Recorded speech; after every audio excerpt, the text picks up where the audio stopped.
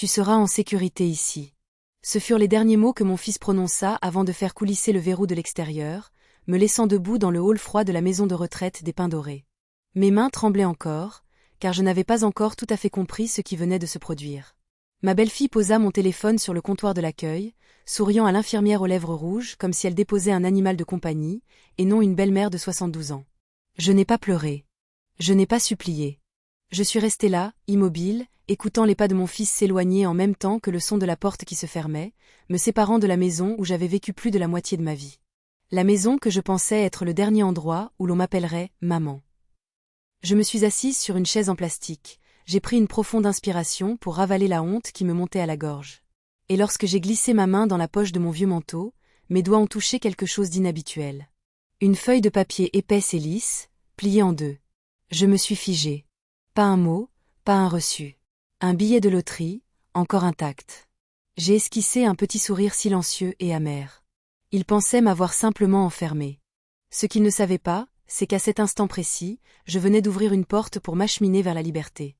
Si vous écoutez encore, dites-moi d'où vous regardez. Chaque commentaire que vous laissez est une nouvelle marque dans ce voyage. Et si cette histoire vous a touché, n'oubliez pas d'appuyer sur « j'aime » pour qu'elle puisse aller encore plus loin. Je m'appelle Hélène Lemoine, j'ai 72 ans, et je vis dans un petit village de Normandie, où l'automne peint chaque route d'or et où le vent marin se mêle au grincement d'une vieille balancelle sur le porche. J'étais institutrice en école primaire, et je croyais que si je vivais décemment et que j'élevais bien mon enfant, la vie serait douce avec moi dans ma vieillesse. Mon mari, Richard, est décédé il y a 10 ans d'une crise cardiaque soudaine, me laissant notre petite maison au 12, rue des Ormes, le foyer que nous avions construit avec chaque modeste euro économisé. Mon fils Daniel était la fierté de la moitié de ma vie. Un ingénieur brillant, à la parole facile, sachant toujours trouver les mots justes au bon moment. Je pensais que mon fils aimait sa mère. Mais maintenant, en fixant cette porte fraîchement verrouillée, j'ai compris. Parfois, la trahison n'arrive pas avec des cris, mais avec une étreinte calculée et un sourire intentionnel. L'infirmière de l'accueil, Sophie, prononça mon nom d'une voix trop sucrée pour être sincère. Bienvenue au Pins Dorés, Madame Lemoine. Ici, on prendra soin de vous comme en famille. Famille ? Ai-je répondu avec un faible sourire. C'est bon à entendre. Elle n'a pas remarqué que ma voix tremblait, non pas de peur, mais de colère contenue. Une autre employée, Manon, a rassemblé mon sac à main et a pris mes clés, mon portefeuille et mon téléphone. Nous les garderons pour vous, pour ne pas qu'ils se perdent. J'ai voulu demander, et ma dignité, qui la gardera pour moi. Mais je suis restée silencieuse. Quand les gens vous traitent comme un enfant, résister ne fait que les convaincre davantage que vous avez besoin d'être contrôlé. Chambre 214. Une porte en bois à la peinture écaillée. Une poignée de porte argentée qui s'effritait.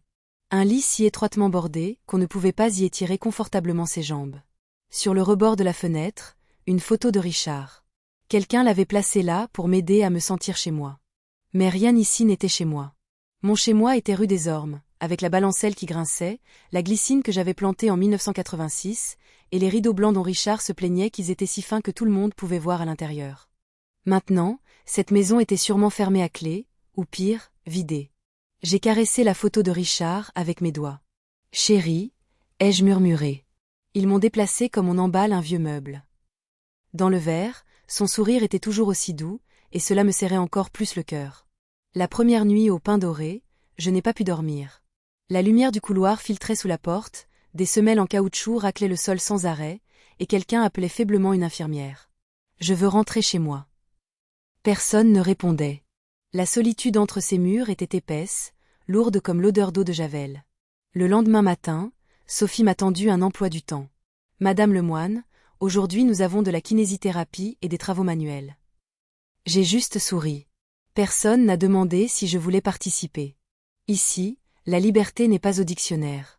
J'ai rencontré Amélie, 88 ans, une ancienne bibliothécaire aux yeux vifs et à la voix rauque. Elle était assise dans la salle d'activité, les mains tremblantes, feuilletant un magazine usé. « C'est votre première fois ici ?» a-t-elle demandé. « Oui. » Personne ne dit jamais qu'il veut rester, a soupiré Amélie. Mais ensuite, soit on s'habitue, soit on oublie. À côté d'Amélie se trouvait Nora, plus de 90 ans, les yeux voilés et l'ouïe faible, mais la mémoire aussi tranchante qu'une lame. Elle a chuchoté, ne parlez pas trop. Ici, ils préfèrent les obéissants aux intelligents. J'ai hoché la tête. J'ai rangé ce conseil dans un coin de mon esprit. Le dîner au pain doré est servi à 17 heures. Purée de haricots, poulet bouilli et pommes de terre aqueuses. Amélie a eu un sourire narquois. Si vous vous plaignez, ils noteront sur votre dossier « problème de comportement ». J'ai goûté et je me suis forcée à avaler. Cette fadeur ressemblait à la manière dont ils voulaient que nous existions. Assez pour respirer, pas assez pour vivre. Pendant tout le dîner, je suis restée assise en silence, écoutant les histoires brisées de personnes que le monde avait oubliées. Une dame parlait de son mari, sa voix brouillant la frontière entre le souvenir et le rêve. Un homme s'est assoupi sur son plateau. J'ai réalisé que ce n'était pas un lieu de guérison. C'est là que les gens déposent des âmes trop fatiguées pour se battre. Lorsque Sophie a débarrassé les plateaux, elle a dit « Si vous avez besoin de quoi que ce soit, appuyez sur le bouton d'appel, mais pas plus de 3 fois. » Le système a dératé. J'ai hoché la tête et souri. Mais dans ma tête, un petit plan commençait à se former. S'ils pensent que je ne suis qu'une vieille femme confuse, ils ne seront pas sur leur garde. Et ils ont raison sur un point, je serai sage. Je sourirai. Je coopérerai. Mais pas pour m'installer ici, pour gagner du temps. La deuxième nuit, j'ai de nouveau glissé la main dans la poche de mon manteau. Le billet de loterie était toujours là, légèrement rugueux sur les bords, mais intact. J'ai passé mes doigts sur les chiffres à l'encre noire. Une pensée a jailli comme un éclair. Et si c'était vrai? Et si le destin avait encore un autre chemin pour moi? J'ai souri dans le noir. J'enseignais aux enfants que chaque problème de mathématiques a une solution. Peut-être que la vie aussi. Ils peuvent verrouiller une porte, mais ils ne peuvent pas verrouiller ma volonté. Le 3e jour, j'ai observé Sophie s'occuper d'une femme atteinte de démence. Sa voix était si douce qu'elle en était presque fausse. Quand elle est partie, Nora a murmuré « Ne vous fiez pas au sourire ici. Ils ne sont pas pour vous. Ils sont pour le rapport. » J'ai souri et chuchoté « Je ne fais confiance à personne, sauf à moi-même. » Cet après-midi-là, Daniel n'a pas appelé. Il n'a pas envoyé de message. Je savais qu'il était occupé à réorganiser ma vie sans moi. Je me demandais juste jusqu'où ils en étaient dans le nettoyage de la maison. Avait-il jeté l'écharpe de Noël que j'avais tricotée en 1987? Une femme qui avait passé sa vie à s'occuper des autres était maintenant récupérée comme un actif non performant. Je me suis tenue à la fenêtre de la chambre 214, regardant la pluie strier la cour. De longues traînées d'eau glissaient sur la vitre, reflétant mon visage, ridé, fatigué, mais pas fini. Je me suis dit, si le destin a mis ce billet dans ma main, il y a une raison. Et ainsi, dans un lieu construit pour l'oubli, j'ai commencé à réécrire mon histoire. Pas avec des larmes, mais avec le silence et le calcul. Cette nuit-là, lorsque l'horloge a sonné 23 heures, j'ai entendu la pluie battre plus fort contre la fenêtre. Amélie dormait. Nora sifflait doucement dans la chambre voisine. Je me suis redressée, j'ai sorti le billet de loterie et je l'ai étudié sous la lumière chaude et tamisée. Pour les autres, ces chiffres ne sont que du hasard. Pour moi, ils étaient un symbole de retour à la vie. Ils m'ont enfermée ici parce qu'ils me croyaient faible, oublieuse, facile à plier. Mais ils ont oublié. J'ai élevé un enfant, surmonté des crises, perdu un mari, et je suis toujours debout. J'ai lissé le billet, je l'ai plié soigneusement et je l'ai glissé dans ma poche. Puis je me suis allongée et j'ai fermé les yeux, laissant la brise nocturne passer sous la porte. Demain, je commencerai non pas par des cris, mais par une réflexion silencieuse.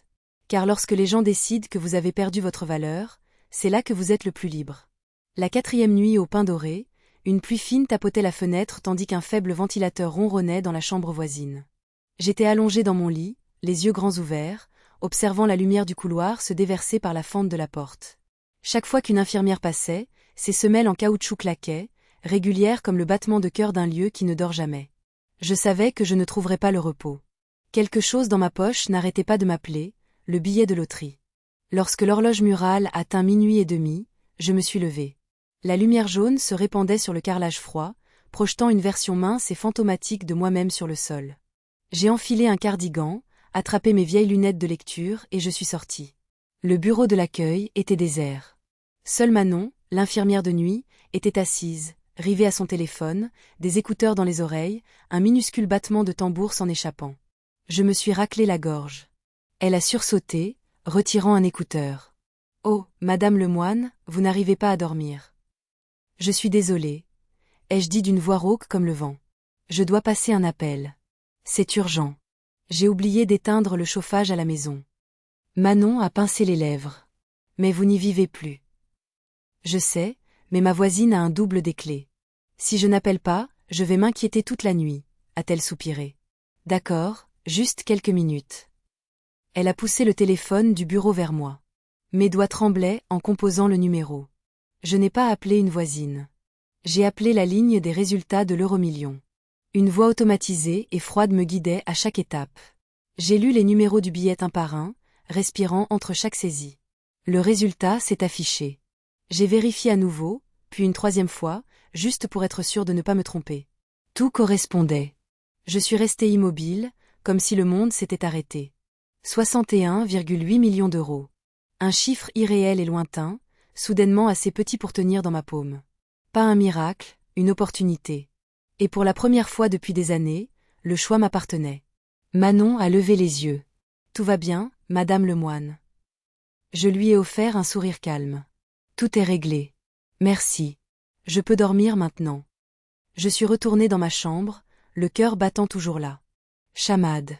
Amélie dormait, respirant régulièrement, son visage ridé en paix. Je me suis assise, j'ai sorti le billet de ma poche et je l'ai tenu sous la lueur de la veilleuse. L'encre avait un peu bavé. Le papier s'était ramolli sur les bords. Les chiffres étaient toujours clairs. Je l'ai glissé dans une enveloppe prise dans le tiroir, puis je l'ai caché sous le matelas. Personne ne le saurait. Ni Daniel, ni Clara, ni personne d'autre. Je suis restée assise longtemps, écoutant la pluie et pensant à toutes ces années où j'avais compté chaque euro et toujours gardé le meilleur pour mon enfant. Je pensais que c'était de l'amour. Mais le véritable amour ne ferme jamais la porte à clé et ne vous enlève jamais votre liberté. Le lendemain matin, Sophie est entrée avec un sourire fatigué. Madame Lemoine, il y a une séance d'aquarelle aujourd'hui. Très relaxant. Je ne peins pas, ai-je dit doucement. Vous devriez essayer. Ça aide à stabiliser votre humeur. Mon humeur est stable, ai-je dit, les yeux fixés sur la fenêtre. Elle m'a regardé un moment et a expiré.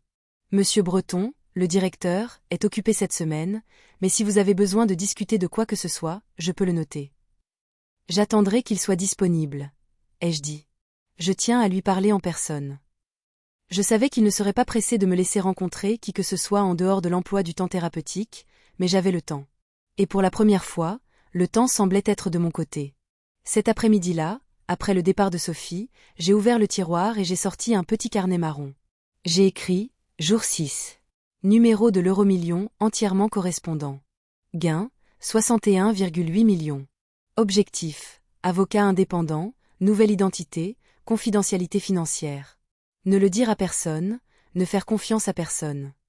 J'ai posé le stylo et j'ai souri pour moi-même. Ma main tremblait, mais le trait restait droit. Vieilles habitudes d'institutrice, la seule chose qu'il ne pouvait pas m'enlever. Ce soir-là, j'ai regardé Amélie découper lentement des images d'un vieux magazine. J'ai entendu dire que vous n'aimez pas être ici, a-t-elle murmuré. Ma place n'est pas ici.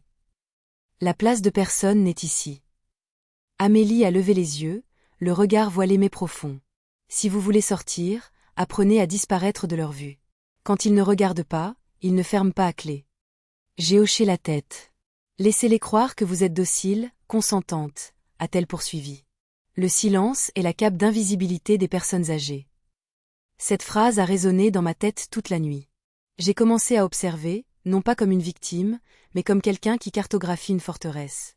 De l'embrasure de la porte de la chambre 214, je pouvais voir des caméras aux deux extrémités du couloir, mais le centre était masqué par une grande horloge murale. De 22h à minuit, Manon était la seule de service. Elle s'absentait 3 fois. Une fois pour les médicaments, une fois pour vérifier la salle d'oxygène, et une fois, je suppose, pour passer un appel en douce à son petit ami. À chaque fois, le couloir se vidait. Je n'avais ni téléphone, ni pièce d'identité, ni compte bancaire. Daniel contrôlait tout. Je me suis souvenu du jour où mon mari est mort. J'avais dit un jour à mon fils, ne touche jamais à l'acte de propriété de la maison. Il m'avait passé un bras autour des épaules et avait souri. Je veux juste t'enlever ce souci, maman. Et c'est exactement ce qui s'est passé. Je n'avais plus à m'inquiéter. Il s'en occupait pour moi, jusqu'à mon droit de vivre. Mais ce n'était pas grave. J'avais ce billet. Et avec un seul billet, je pouvais réécrire les règles du jeu. Cet après-midi-là, j'ai essayé d'appeler Daniel depuis le téléphone du couloir. Sophie se tenait à quelques pas, prenant des notes et jetant des coups d'œil. J'ai gardé ma voix stable. Salut, chérie. Je voulais juste te dire que j'ai trouvé quelque chose d'important, quelque chose qui t'intéresserait. J'ai raccroché avant qu'il ne puisse répondre. Sophie a levé les yeux. Tout va bien? Parfaitement. Je voulais juste entendre la voix de mon garçon. Elle a eu un sourire crispé, ignorant que je venais de semer une graine de doute dans l'esprit de Daniel. Cette nuit-là, quand tout le monde dormait, j'ai ouvert mon carnet et j'ai ajouté une petite ligne. Ne les laisse pas voir que tu es éveillé, car au pain doré, la lucidité est un péché. Ils vous veulent douce, confuse et docile. Mais j'avais passé ma vie à apprendre aux autres à penser. Je savais qu'un esprit clair est plus effrayant qu'une poignée de pouvoir. J'ai commencé à répéter mon rôle. Un rire doux quand Sophie parlait de petites choses. Un hochement de tête quand Manon demandait si la nourriture était bonne. Une touche d'oubli. Quel jour sommes-nous, déjà, pour qu'ils relâchent leur garde? J'ai laissé la photo de Richard sur la table comme un accessoire de fragilité. Mais dans le tiroir, à côté du carnet, se trouvait le plan de quelqu'un qui se préparait à riposter. 2 jours plus tard, j'ai entendu Amélie chuchoter après le départ de l'infirmière. Madame Lemoine, vous êtes différente d'eux. Je vois la lumière dans vos yeux. J'ai souri faiblement. La lumière s'éteint facilement dans un endroit comme celui-ci. Non, a-t-elle dit, la voix fine comme un fil. Il faut juste la couvrir au bon moment. Ce midi-là, la pluie a cessé et le soleil est entré en biais par la fenêtre, baignant ma couverture d'un or pâle. J'ai levé la main et j'ai regardé les taches lumineuses danser sur ma peau ridée. Chaque pli était un chapitre de ma vie. Et j'ai réalisé qu'ils peuvent couper le téléphone, verrouiller la porte, mais ils ne peuvent pas effacer l'histoire gravée dans mes mains. Je n'allais pas crier ni supplier. J'allais attendre. Attendre le bon moment, la bonne personne et la bonne façon de jouer la carte que j'avais gardée cachée. La nuit tombée, j'ai glissé à nouveau ma main sous le matelas. L'enveloppe était toujours là, plate, silencieuse. Je l'ai touchée légèrement, comme un fermier vérifiant ses graines avant de semer. Dehors, la pluie avait cessé. Seul le vent se faufilait par les fentes de la porte, soufflant doucement comme un rappel. La liberté ne disparaît pas. Elle attend juste d'être nommée. J'ai fermé les yeux, la paume sur l'enveloppe. Dans le noir, un fin sourire a étiré mes lèvres. Demain, je commencerai à chercher quelqu'un pour m'aider à déverrouiller la porte. Mais ce soir, seul moi savais que dans cette petite chambre, parmi des gens oubliés, une femme de 72 en venait de gagner 61,8 millions d'euros, et que mon monde ne serait plus jamais le même. Je ne crois pas aux coïncidences, mais parfois, le destin vous jette un petit bout de papier exactement au moment où vous en avez le plus besoin. Le mercredi matin, dans la salle commune, j'ai ramassé un vieux journal dans la pile de magazines déchirés que le personnel laissait souvent traîner. Sur la dernière page, une petite annonce en caractères modestes m'a sauté aux yeux, Bernard et associés. Planification successorale discrète pour les seniors. Confidentialité absolue. Première consultation gratuite. Je me suis arrêtée. Un petit courant a parcouru ma colonne vertébrale. Confidentialité absolue. Ces mots semblaient écrits juste pour moi. J'ai plié la coupure, les glissé dans ma poche et j'ai regardé autour de moi. Sophie était occupée à vérifier le tableau des médicaments. Amélie somnolait près de la fenêtre. Personne n'a remarqué. Je me suis levée lentement et je suis sortie comme une vieille femme en quête d'air frais. Mais mon cœur battait si fort que j'étais sûre que quelqu'un pouvait l'entendre. Cet après-midi-là, je me suis dirigée vers le bout du couloir où la sortie de secours menait au sous-sol. Le signal y était faible, mais il n'y avait pas de caméra. J'avais vu des membres du personnel y fumer quelquefois. Personne ne remarquerait si je restais seule quelques minutes. J'ai sorti la coupure et j'ai composé le numéro avec des mains légèrement tremblantes. Une voix masculine, calme et professionnelle, a répondu. Cabinet d'avocats Bernard et associés, maître Antoine Bernard à l'appareil. En quoi puis-je vous aider? J'ai pris une inspiration. Bonjour, j'appelle concernant une disposition. La mise en place d'une fiducie privée pour une personne âgée. Je souhaite garder mon identité confidentielle. Absolument. Puis-je avoir votre nom? J'ai hésité, puis j'ai dit, Marthe. Marthe Lemoine. Pas Hélène. J'avais besoin d'un nom différent, au cas où. Enchanté de vous parler, Madame Lemoine, a-t-il dit. Pouvez-vous venir à notre cabinet? Non, ai-je répondu fermement. Je suis dans un établissement de soins spécialisés. Je ne peux vous rencontrer qu'ici. Il est resté silencieux quelques secondes, réfléchissant, puis, très bien, je peux arranger ça. Vendredi, 14h30. Où nous retrouverons-nous? Dans le jardin arrière des Pins Dorés. Peu de gens y passent. Entendu. J'y serai. L'appel s'est terminé et je suis restée immobile un instant, écoutant les battements de mon cœur dans cet espace confiné. Je venais de poser la première brique de ma liberté. 2 jours plus tard, je me suis préparée comme quelqu'un qui part au combat. J'ai lavé mes cheveux, les ai peignés soigneusement et j'ai enfilé un vieux cardigan beige, usé mais propre. Du tiroir, j'ai pris l'enveloppe avec le billet et je l'ai vérifié à nouveau. Le papier était plat, non froissé. Je l'ai glissé dans la poche la plus intérieure de mon manteau, niché comme un trésor. À midi, j'ai dit à Sophie que je voulais m'asseoir dans le jardin pour prendre l'air en lisant. Elle n'a rien soupçonné, m'a seulement averti, n'allez pas au-delà de la zone des caméras. J'ai hoché la tête et souri poliment. 14h20. Je me suis assise sur un banc en béton usé par le temps, faisant semblant de lire, et j'ai surveillé le portail arrière.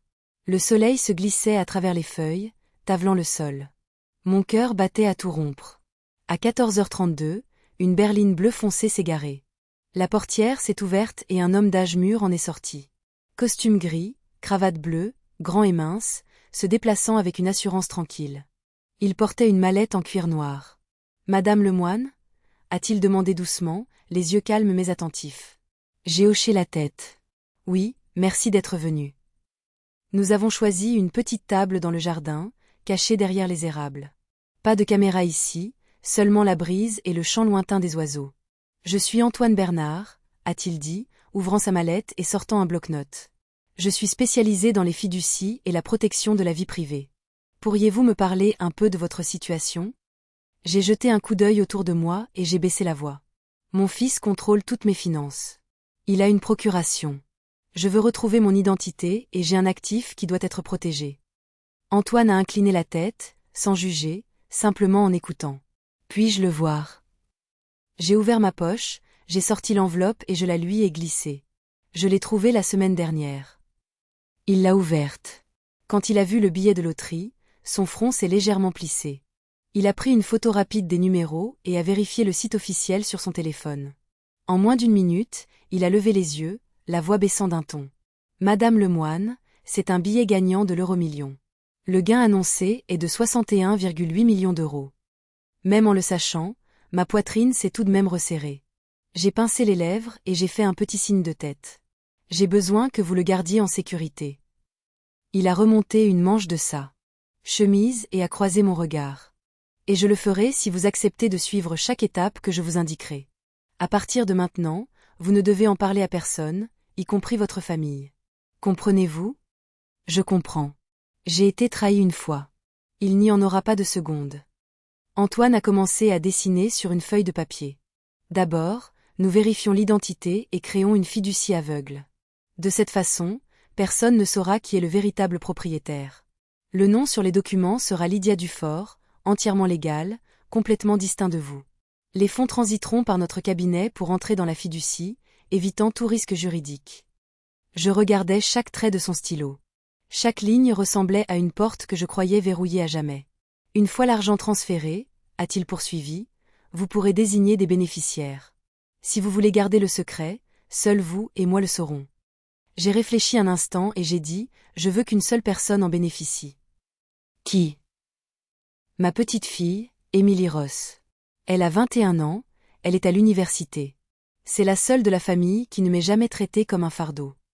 Antoine a esquissé un petit sourire, du genre rare, celui de quelqu'un qui comprend la valeur de la confiance. Je le note. Nous établirons des conditions claires. Émilie recevra sa part de la fiducie à ses 30 ans, ou plutôt si nécessaire pour ses études et son logement. D'accord. Je veux qu'elle ait le droit d'étudier, de vivre, et de ne jamais être manipulée comme je l'ai été. Dans ce cas, dit-il doucement, nous allons concrétiser cela. Après cela, il a sorti quelques formulaires de sa mallette. L'un sert à établir l'identité de Lydia Dufort. Le deuxième est un projet de révocation de la procuration actuelle que détient votre fils. Le troisième est un nouveau testament remplaçant tous les documents précédents. J'ai regardé la première feuille. Sur la ligne de signature, il a écrit à l'encre bleue « Lydia Dufort ». Il a fait glisser le stylo vers moi. Je l'ai pris. Ma main tremblait encore, mais le trait était droit et clair. Alors que l'encre séchait, j'ai senti une petite lumière en moi, la lumière du droit d'être moi-même. Antoine a soigneusement empilé les papiers. Je garderai les originaux et j'enverrai des copies à une boîte postale sécurisée que j'ai mise en place. Chaque étape sera terminée dans les 72 heures. Tout ce que vous avez à faire, c'est d'attendre. J'ai demandé, et si Daniel le découvre?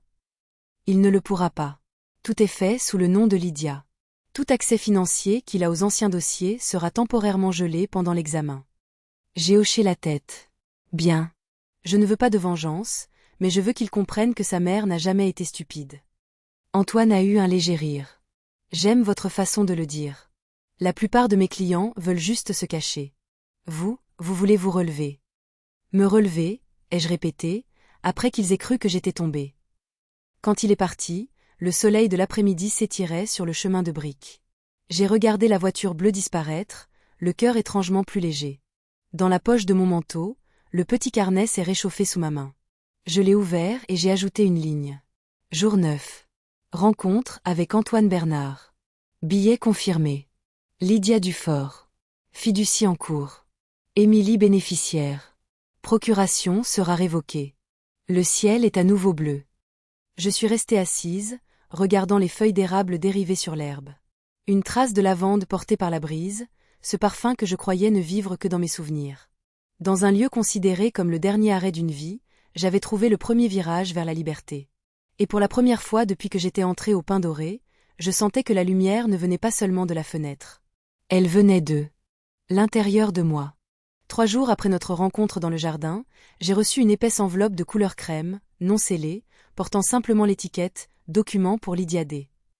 Sophie a pensé que c'était du courrier publicitaire et l'a fait glisser sur mon plateau repas. Vous avez du courrier. Probablement une pub pour une assurance. J'ai souri et l'ai prise doucement. Merci. J'ai attendu qu'elle quitte la chambre pour l'ouvrir. À l'intérieur se trouvait une courte lettre dactylographiée et une fine pile de papier soigneusement attachée avec une attache en laiton. Madame Lemoine, le billet a été vérifié. Le processus de réclamation anonyme a commencé. Nom légal au dossier, Lydia Dufort. Tous les comptes sont ouverts dans une banque privée au sein d'un système sécurisé pour une fiducie aveugle. Après impôts et frais administratifs, le total net est de 43,4 millions d'euros. Le Nouveau Testament a été officialisé. Tous les documents précédemment signés ou interférés par M. Daniel Lemoine sont désormais nuls et non avenus. Veuillez maintenir une confidentialité absolue jusqu'à ce que je vous recontacte. Antoine Bernard. J'ai lu chaque ligne encore et encore, comme quelqu'un qui tiendrait son propre acte de naissance pour la première fois. 43,4 millions. Je ne pouvais pas imaginer à quoi ressemblait ce chiffre dans la vie réelle. Mais ce n'était pas seulement de l'argent. C'était la preuve que j'existais encore, que ma signature avait encore de la valeur. Cet après-midi-là, Sophie est passée avec un grand sourire. Vous avez l'air heureuse aujourd'hui. De bonnes nouvelles? J'ai fermé mon carnet et j'ai souri gentiment. Pas grand-chose. Je me suis juste souvenue de la recette de tarte tatin que mon mari adorait. Oh, c'est adorable, a-t-elle dit avant de partir. Je devenais meilleure pour donner des réponses inoffensives. J'avais appris à leur faire croire que j'étais douce, ignorante et sans danger, tout comme un soldat apprend à retenir sa respiration sur un champ de bataille. Chaque fois qu'ils demandaient « Avez-vous besoin de quelque chose ?» je souriais. Juste un peu de soleil. Votre fils vous a-t-il rendu visite? Je répondais, il est probablement occupé, les jeunes, vous savez. Chaque réponse était douce et inoffensive, apaisant leur méfiance. Pendant ce temps, chaque nuit, je documentais mes progrès en petites lettres régulières. Jour 12. Billet de loterie vérifié. Alias Lydia Dufort actif. Fiducie aveugle établie avec succès. Après impôt, 43 400 000 euros. Émilie reçoit une petite partie bloquée jusqu'à ses 30 ans. Nouveau Testament en vigueur. Daniel n'a aucune autorité. J'ai regardé cette ligne, Daniel n'a aucune autorité. Pendant un long moment. C'était comme une prière. Silencieuse mais sacrée. Le lendemain matin, Antoine a appelé. Sa voix était stable et calme comme toujours, mais j'ai décelé une pointe de soulagement. Félicitations, Lydia. Tout est en bonne voie. Puis-je vous appeler Antoine? Bien sûr, Hélène. J'ai ri doucement. Merci de ne pas oublier mon vrai nom. Il a continué, je tiens à vous rappeler de ne pas contacter la loterie ou la banque directement. Tous les canaux passent par mon cabinet. Une petite erreur et votre anonymat disparaît. Je comprends, ai-je dit. Après des années à être contrôlé par les autres, je n'ai pas l'intention de tout gâcher moi-même. Il a fait une pause de quelques secondes, puis a dit « Je vous ai envoyé une copie du Nouveau Testament. Il est scellé sous le nom de Lydia Dufort, mais le contenu vous reflète entièrement. À partir de maintenant, vous avez des droits non seulement sur vos biens, mais aussi sur votre vie. » Je n'ai pas répondu. J'ai juste senti mes yeux piquer. J'ai signé des dizaines de papiers dans ma vie, contrats, assurances, épargne. Mais aucun ne m'avait jamais semblé comme celui-ci. Une petite feuille, suffisante pour effacer la prétention d'un traître au pouvoir sur moi. Cette nuit-là, je me suis assise seule près de la fenêtre. La lumière du couloir se déversait sur le carrelage, longue comme une traînée de temps. J'ai pris le dernier document de l'enveloppe d'Antoine. Une copie de l'ordonnance annulant l'ancienne procuration. Dans le coin supérieur gauche, un sceau rouge ressortait, révoqué et remplacé. J'ai posé mon doigt dessus et j'ai senti les lignes en relief. « Tu vois ça, Richard » ai-je chuchoté. « Il ne me contrôle plus. » Je n'ai pas pleuré. Je me sentais juste plus légère, comme si une pierre que j'avais portée pendant 10 ans venait enfin de glisser de ma poitrine. Mais cette joie n'était pas à exhiber. Je savais qu'un mot imprudent pouvait faire s'effondrer la tour que je construisais. Daniel n'est peut-être pas aussi intelligent qu'il le pense, mais il connaît l'odeur de l'argent. Alors, j'ai commencé à jouer la mère parfaite dans son imagination. Chaque fois que Sophie demandait si je voulais appeler mon fils, je hochais la tête. Oui, bien sûr. Il est toujours très occupé par son travail. Une fois qu'ils m'ont connecté, l'appel a duré exactement 2 minutes. « Salut, maman », a dit Daniel, d'un ton excessivement enjoué. « Tu vas bien ? Ils te nourrissent bien ? » ?»« Très bien, Daniel. Ils prennent excellemment soin de moi ici. »« Bien. Je veux juste que tu sois tranquille. Clara et moi prévoyons de vendre quelques vieilles affaires. As-tu besoin de quelque chose en particulier ? Quelque chose à garder ? » J'ai fait une pause d'1 seconde. « Pas besoin, chérie. Garde ce dont vous avez besoin. J'ai déjà tout ce qu'il me faut. » J'ai entendu une faible expiration à l'autre bout du fil. Le son de quelqu'un qui pense qu'il est en train de gagner. « Je suis content que tu le prennes comme ça, » a-t-il dit, avant de raccrocher. J'ai reposé le téléphone et j'ai souri. Oui, j'ai déjà tout ce qu'il me faut, mais pas de la manière qu'il imagine. Cette nuit-là, j'ai ouvert mon carnet et j'ai écrit une nouvelle ligne. Je ne suis pas ici pour la vengeance. Je suis ici pour reprendre mon nom. J'ai écrit ces 4 mots lentement, en formant chaque trait. Je pensais qu'en vieillissant, je n'aurais plus besoin de dignité, juste de paix. Mais il s'avère qu'on ne peut pas avoir la paix si sa dignité est enterrée. Un après-midi tardif, j'ai appelé Émilie.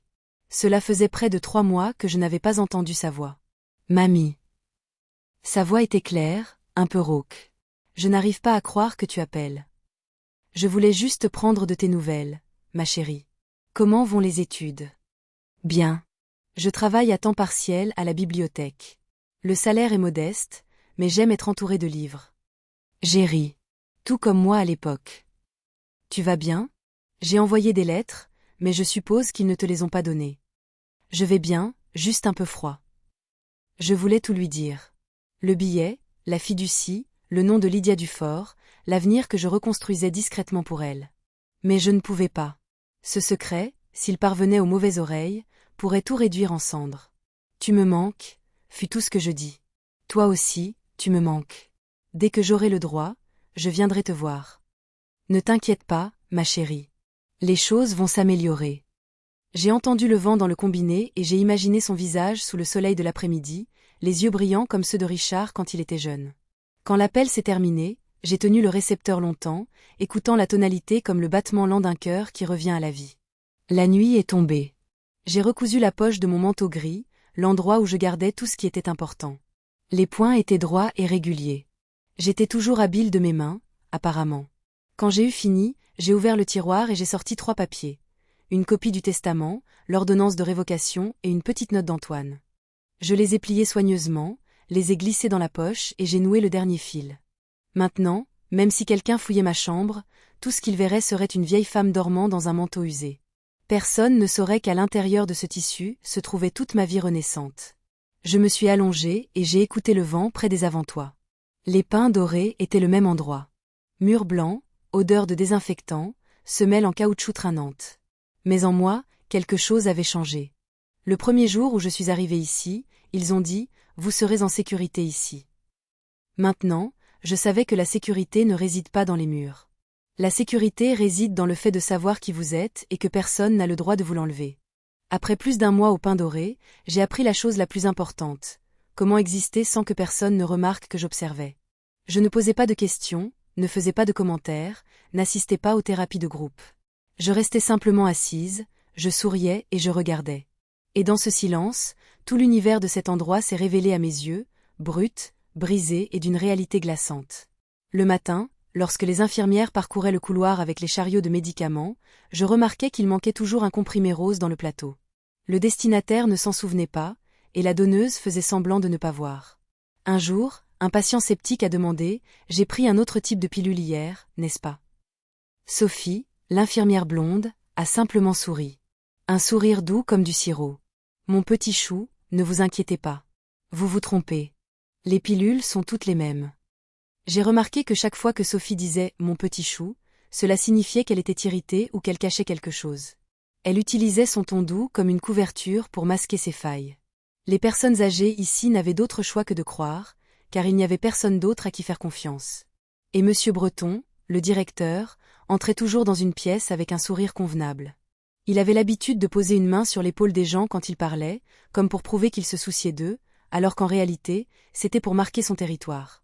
« Nous sommes là pour vous, Madame Lemoine », a-t-il dit lors de la dernière inspection de chambre. « Les Pains Dorés sont votre deuxième maison. » J'ai hoché la tête et souri comme une bonne élève.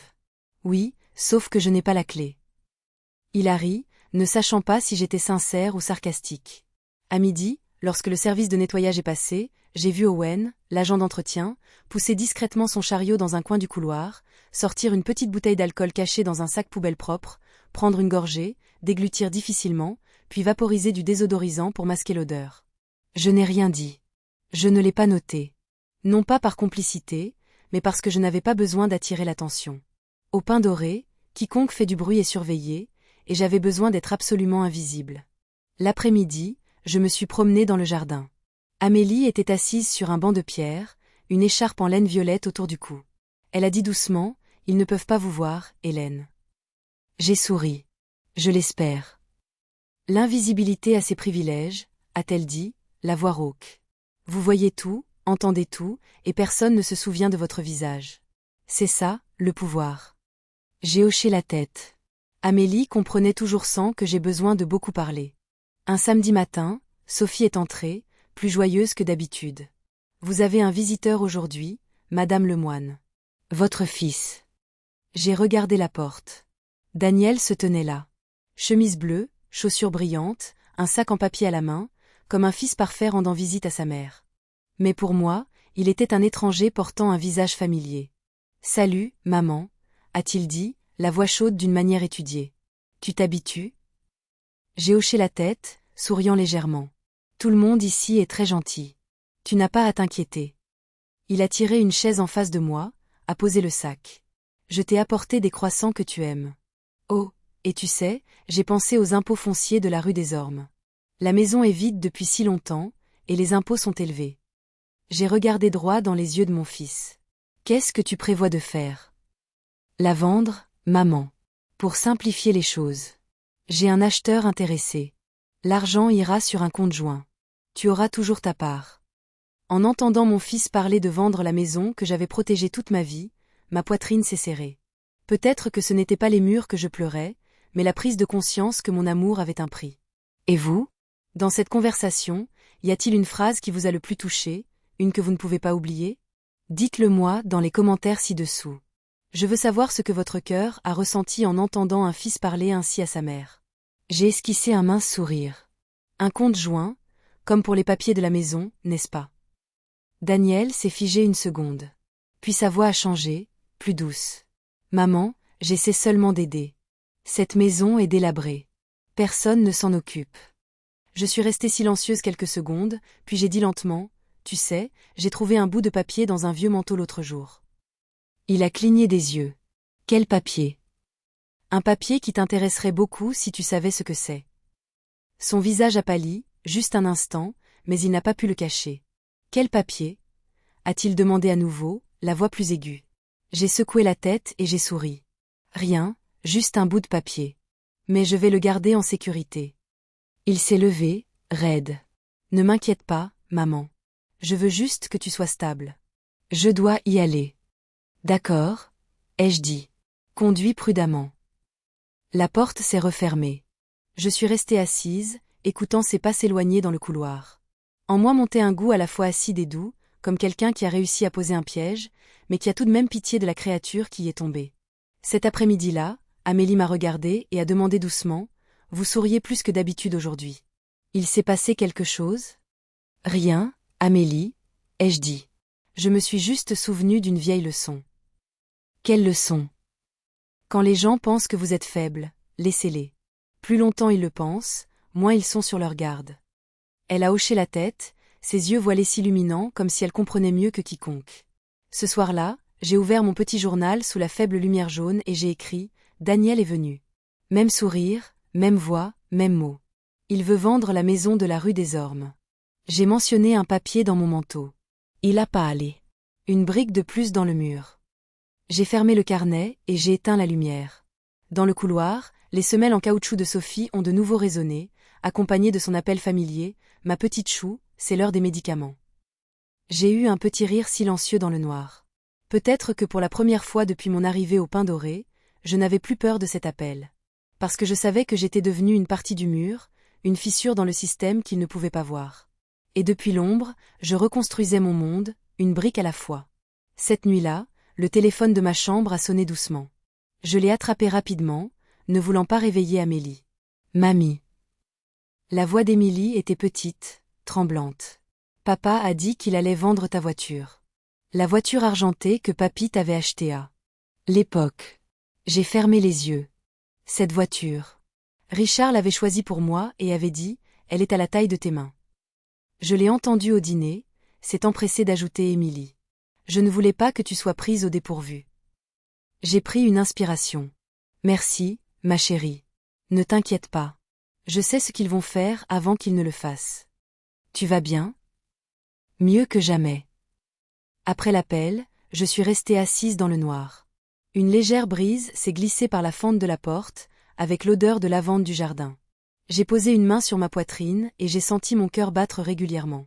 Pas de peur, seulement une résolution tranquille. J'ai ouvert mon journal et j'ai ajouté une dernière ligne. La voiture. Une autre brique dans le mur. Chaque mouvement qu'ils font, chaque chose qu'ils prennent ne fait que renforcer les fondations que je construis. Puis j'ai fermé le carnet et je l'ai posé sur la table de nuit. Dehors, les lumières des Pins Dorés brillaient toute la nuit, mais je savais que dans cette même lumière, personne ne pouvait me voir. J'étais devenue invisible. Et dans cette invisibilité, j'étais plus forte que jamais. Le dernier soir, j'ai vu Amélie éveillée. Elle était assise dans un coin de la table, penchée sur une chaise en bois, les mains tremblantes alors qu'elle versait du thé. Des effluves de menthe et de réglisse se mêlaient doucement, embaumant la petite pièce. Le thé t'aide à te souvenir de qui tu es, dit-elle, le regard lointain. Quand les gens te prennent tout, il te reste le droit de remuer ta cuillère à ta façon. J'ai ri. On dirait une philosophe. Les philosophes sont morts depuis longtemps. Je ne suis qu'une survivante, a-t-elle dit d'une voix rauque. Amélie avait toujours une façon de m'étudier, comme si ici, dans ce lieu où les gens sont traités comme des fardeaux, des dossiers et des cas, il restait encore une parcelle d'âme qui refusait de s'éteindre. Ce soir-là, elle m'a appris un jeu appelé « Si tu avais la clé ». Fais semblant, dit-elle, les yeux brillants derrière d'épaisses lunettes. Si tu te réveillais demain et que tu trouvais la clé de la porte d'entrée, que ferais-tu en premier? Je suis restée silencieuse un moment, puis j'ai dit, je me préparerai un café fort, j'ouvrirai les fenêtres en grand et je marcherai jusqu'à l'arrêt de bus. Amélie a souri, les yeux brillants comme ceux d'une enfant. Tu vois, l'imagination est le premier pas vers la liberté. Elle a touché légèrement ma main. Accroche-toi à cette réponse. Un jour, tu auras la vraie clé. Le lendemain matin, le couloir était inhabituellement calme. Pas de chariot roulant, pas de rire forcé de Sophie. Quand je suis passée devant la chambre d'Amélie, la porte était fermée. La plaque nominative Amélie C avait été retirée, laissant une bande adhésive pâle sur le cadre. Sophie, ai-je demandé doucement. Où est Madame Amélie? Elle a hésité un instant, puis m'a offert son sourire de convenance. Elle a été transférée. Sa famille est venue la chercher ce matin. Sa famille? Ai-je répété. Elle disait n'avoir personne. Oui, parfois les dossiers sont erronés. Ne vous inquiétez pas, le nouvel endroit est bien meilleur. Je n'ai pas posé plus de questions. Mais à midi, je suis retournée dans ce couloir et j'ai vu la chambre déjà vide. Des draps frais, une armoire en bois béante, aucune trace de l'écharpe violette, du livre épais ou de la tasse de thé à la menthe. Tout avait disparu en 1 heure à peine. Je me suis assise sur la chaise devant la porte, fixant le vide, des larmes coulant sans un bruit. Je savais qu'Amélie n'avait pas été transférée. Amélie avait quitté ce monde tranquillement, proprement, comme quelqu'un qui n'a jamais voulu déranger personne. Pas d'annonce, pas de funérailles, pas d'adieu, seulement une chaise vide et la faible odeur de thé à la menthe qui flottait encore. Dans l'air. Cette nuit-là, je n'ai pas pu dormir. J'ai ouvert mon carnet et j'ai écrit « Amélie est partie ». Pas de pleurs, pas de photos sur un autel. Elle a vécu comme une ombre.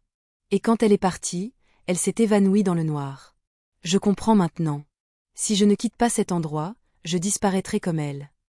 Je suis restée assise longtemps près de la fenêtre, regardant les lumières du couloir onduler sur le mur comme de petites vagues. Chaque lumière était une âme piégée, respirant à peine à l'intérieur d'une coquille fatiguée. Quelque part là dehors, Daniel dînait probablement encore avec Clara, parlant de vendre la maison et la voiture. Il pensait que j'avais abandonné, que je vivais mes derniers jours obscurs. Il ne savait pas qu'Amélie, ma dernière amie ici, m'avait laissé le plus grand des cadeaux, l'envie de vivre pour de vrai. Le lendemain matin, j'ai secrètement écrit le numéro de téléphone d'Antoine sur un petit bout de papier. Je l'ai plié et l'ai glissé discrètement sous l'oreiller de Nora. Nora, presque aveugle, mais dotée d'une mémoire effroyablement vive. Nora, ai-je chuchoté en l'aidant à redresser sa couverture. Si un jour je ne suis plus là et que quelqu'un demande de mes nouvelles, s'il vous plaît, donnez-lui le papier sous votre oreiller. Nora a hoché la tête, sa voix fine comme un souffle. Je comprends. Tous ceux qui disparaissent ne sont pas perdus. Certains partent pour trouver leur chemin. J'ai souri et lui ai serré la main. C'est exact. J'ai décidé de reporter mon rendez-vous juridique avec Antoine d'1 semaine. J'avais besoin de temps pour réfléchir, non pas parce que je doutais de lui, mais pour être claire avec moi-même. Je devais être sûre que je ne fuyais pas par peur, mais que j'avançais vers la liberté. J'ai passé l'après-midi dans le jardin, regardant le ciel devenir gris, mes doigts traçant le contour de la tasse de thé qu'Amélie m'avait donnée. Je l'imaginais assise à côté de moi avec ce sourire fatigué mais doux. Je me suis souvenu du jeu, si tu avais la clé. Si j'avais vraiment la clé des pins dorés maintenant, je déverrouillerais la porte, je sortirais, je respirerais l'air vrai, puis j'irais trouver une fenêtre. Une fenêtre donnant sur l'océan, ou juste une petite fenêtre dans un logement modeste. Peu importait. Ce qui importait, c'est qu'elle m'appartiendrait. Cette nuit-là, j'ai écrit une nouvelle liste, plus simple que jamais. Chose que je laisserai derrière moi. La vengeance, le besoin d'excuses, l'attente d'être validée. Chose que j'emporterai avec moi, une fenêtre, une clé, un nom. J'ai fixé ces 3 dernières lignes pendant longtemps. Une fenêtre, la liberté. Une clé, le pouvoir d'agir. Un nom, soi-même. Ces 3 choses, c'est ce qu'Amélie m'avait appris avec seulement quelques tasses de thé et une simple question. Le lendemain, Sophie a apporté mes médicaments, joyeuse comme toujours. Madame Lemoine, vous vous sentez mieux aujourd'hui? Je vais bien, merci. Vous n'allez pas au jardin? Le temps est magnifique. Si, mais après avoir préparé mon thé. Quand elle est partie, j'ai versé toutes les pilules dans ma paume. Une rose, 2 blanches, une orange. Je ne les ai pas prises. Je les ai jetées à la poubelle aussi légèrement que si je jetais quelques grains de sable. Puis j'ai préparé une théière de thé à la menthe et j'ai posé 2 tasses sur la table, une pour moi, une pour Amélie. J'ai levé ma tasse et j'ai chuchoté, tu avais raison. L'imagination est le premier pas vers la liberté, et je suis sur le point de faire de vrais pas la nuit, j'ai entendu le vent à la fenêtre, le doux crépitement de la pluie sur le toit. J'ai imaginé Amélie quelque part, préparant du thé, souriant en me regardant d'en haut. J'ai fermé les yeux, ma main agrippant le bord de la couverture. Dans le noir, je voyais plus clairement que jamais. Si je ne partais pas, je deviendrais comme elle. Un nom retiré d'une porte, une chambre. Vide, une vie emballée en 1 heure. Non, je ne pouvais pas laisser cela arriver. Pas à moi, pas à la femme nommée Hélène Lemoine, qui avait autrefois tout perdu et qui apprenait maintenant à sortir de l'ombre par ses propres moyens. Le lendemain matin, je me suis réveillée tôt. Le monde était encore brumeux. L'équipe de nuit venait de partir. Je me suis redressée, j'ai plié ma couverture soigneusement et j'ai ajusté mon manteau. Dans la poche se trouvaient 3 papiers toujours intacts. Une copie du testament, l'ordonnance de révocation de la procuration et la note qui disait « Clé, non ». J'ai souri et j'ai touché la poche comme si je touchais mon cœur. Repose en paix, Amélie, ai-je chuchoté. Je vivrai le reste de cette vie pour nous deux. Et je savais qu'il était temps de me préparer pour la prochaine étape, quitter les Pins Dorés. Non pas en m'échappant, mais en sortant comme quelqu'un avec un nom, des droits et un avenir. 2 semaines après la mort d'Amélie, l'air aux Pins Dorés était toujours empreint de désinfectant. Mais en moi, une autre odeur s'était élevée, celle de la préparation. J'avais passé assez de temps à observer, à apprendre, à tendre. Il était temps de tirer le premier fil du cocon que Daniel et Clara avaient tissé autour de moi. Un matin tranquille, Sophie a apporté une épaisse enveloppe timbrée avec le logo de l'agence immobilière, Le Havre de Paix, dans le coin supérieur gauche. « Madame Lemoine, vous avez du courrier », a-t-elle dit en la posant sur la table. Ça a l'air très professionnel. Probablement des agents. J'ai hoché la tête, gardant un visage impassible. Merci. Sophie ne savait pas que cette enveloppe n'était pas une coïncidence. C'était un appât qu'Antoine et moi avions soigneusement préparé. À l'intérieur se trouvait une lettre d'intérêt pour l'achat de la maison de la rue des Ormes, mon ancienne maison, l'évaluant à 1,35 million d'euros. Le ton était poli et formel. Cher propriétaire, l'agence immobilière Le Havre de Paix exprime son sincère intérêt pour l'achat de la propriété située au 12, rue des Ormes. La zone est en cours de développement en un quartier résidentiel haut de gamme et nous sommes prêts à négocier dans une fourchette de 1,3 à 1,4 million d'euros en fonction de l'état. Veuillez contacter directement notre bureau au 06 17 42 8x20. Demandez Maître Antoine Bernard, représentant légal de la société. Je l'ai lu 3 fois, puis j'ai souri. Antoine avait pensé à chaque détail. Logo en relief, papier épais, une enveloppe affranchie qui semblait authentique. Mais la touche la plus délicate n'était pas dans la lettre. Elle était dans le destinataire. La lettre n'était pas adressée à moi. Elle était envoyée à Clara Lemoine, qui vivait dans cette maison et qui était toujours chez elle à 10 heures, l'heure exacte à laquelle elle faisait habituellement une vidéo en direct pour cuisiner et montrer la cuisine vintage que ma belle-mère nous avait offerte. Le coursier portait un uniforme de livraison impeccable, est arrivé à l'heure pile et a frappé 3 fois. Je pouvais l'imaginer, Clara, en robe de soie, au milieu d'une phrase. Le secret d'un bon soufflé, c'est de. Se retournant pour prendre la lettre, son visage se figeant au mot « offre d'achat, 12, rue des Ormes ». Elle l'ouvrirait certainement immédiatement avant de terminer sa diffusion en direct. Cet après-midi-là, Émilie a appelé, sa voix mêlée d'étonnement et de joie. Mamie, papa et maman sont en panique. Quelqu'un vient d'envoyer une lettre proposant d'acheter la maison pour plus d'1 million. Maman dit de la vendre. Papa dit de ne pas y toucher parce que ton nom est toujours dessus. Je l'ai laissé tout déballer, puis j'ai répondu doucement, tout ce sur quoi ils se tiennent ne leur appartient pas, Émilie. Il y eut quelques secondes de silence, puis un petit rire. Mamie, qu'est-ce que tu fais? Parfois, les gens ont besoin qu'on leur rappelle où ils se tiennent, ma chérie. Ce soir-là, le téléphone a sonné dans ma chambre. Cette fois, ce n'était pas Émilie. La voix de Daniel tremblait, pressée. Maman, as-tu reçu une lettre du Havre de Paix? Ils l'ont envoyée par erreur. Je m'en occupe. Quelle lettre? Ai-je demandé, feignant l'innocence. L'offre d'achat. Il parle d'1,5 million. Ne t'inquiète pas pour ça. Je vais m'en occuper. Oh, mais je suis toujours la propriétaire, n'est-ce pas? Il s'est eu quelques secondes. Oui, légalement, tu le es. Mais la procuration. Je me souviens l'avoir révoquée, ai-je dit lentement. Il devrait appeler mon avocat, pas toi. Seule sa respiration lourde restait. Maman, tu as un avocat? Oui, ai-je dit. Un vrai, pas quelqu'un qui ment pour avoir mon argent. Il a raccroché sans un mot de plus. Le lendemain matin, je suis allée dans la salle commune où Sophie organisait des papiers pour l'évaluation de routine. Sophie, j'ai besoin d'une copie imprimée, ai-je dit d'un ton neutre. Une lettre confirmant que je n'ai autorisé personne à vendre une propriété en mon nom. Hélène Lemoine. Oh, bien sûr. À qui dois-je l'envoyer? Je l'enverrai moi-même. Imprime-la simplement sur du papier à en-tête des Pins Dorés, s'il vous plaît.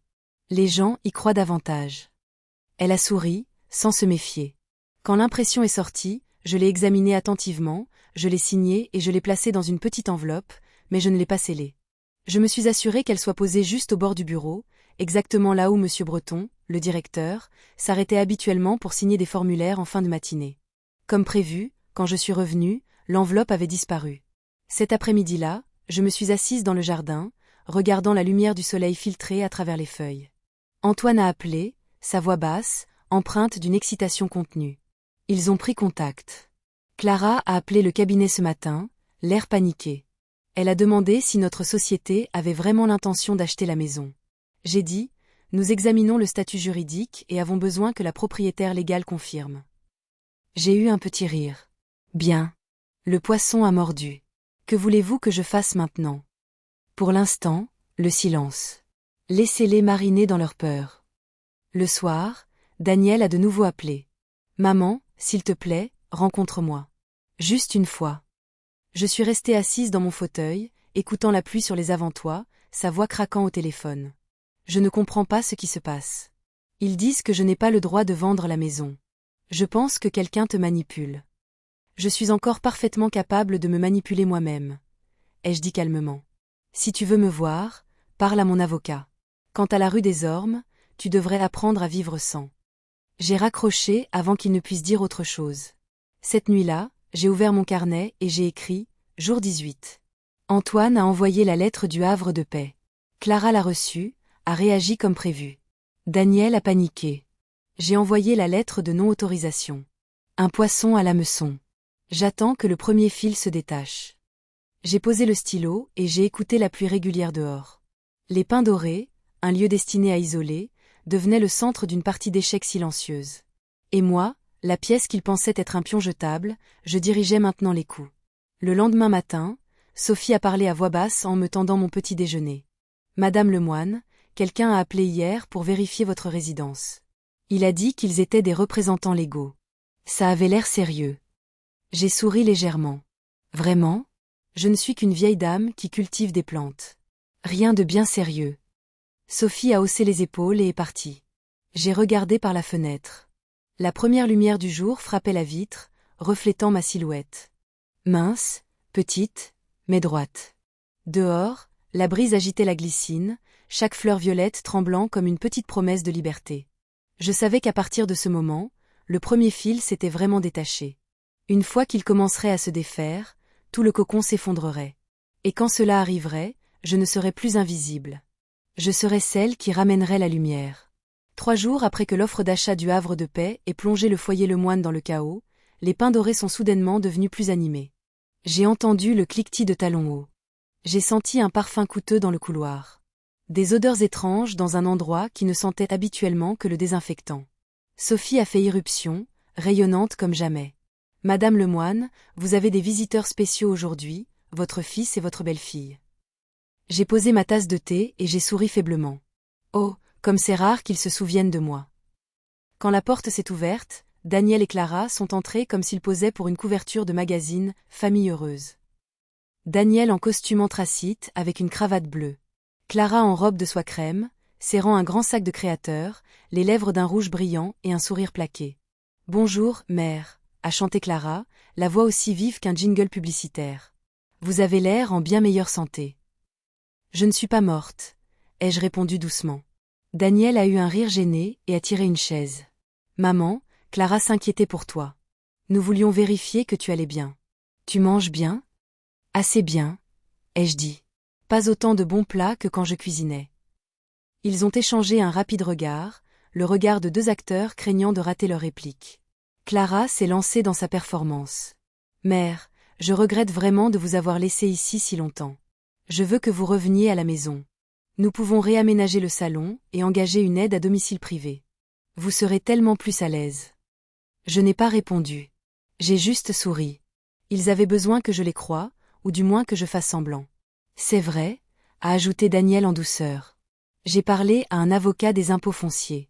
Si vous êtes d'accord, je peux transférer tous les actifs dans un fonds commun pour vous protéger. Vous savez, vous n'aurez pas à vous occuper de paperasse ou d'agents qui vous dérangent. Un fonds commun ? Ai-je demandé à nouveau, lentement et doucement, comme si je goûtais chaque mot. Et qui détient la clé ? Moi, bien sûr. Mais tout est pour vous. Clara a pris ma main, ses ongles roses polis s'enfonçant légèrement dans ma peau. Vous savez, je vous ai toujours aimé comme ma propre mère. J'ai regardé cette main, la même qui avait un jour repoussé la soupe que j'avais préparée, la même qui avait verrouillé la porte de la maison que j'avais construite. Puis j'ai regardé dans les yeux de Daniel. Un silence calme s'est étiré, mince. Finalement, J'ai posé ma main sur celle de Clara, et je l'ai doucement retirée.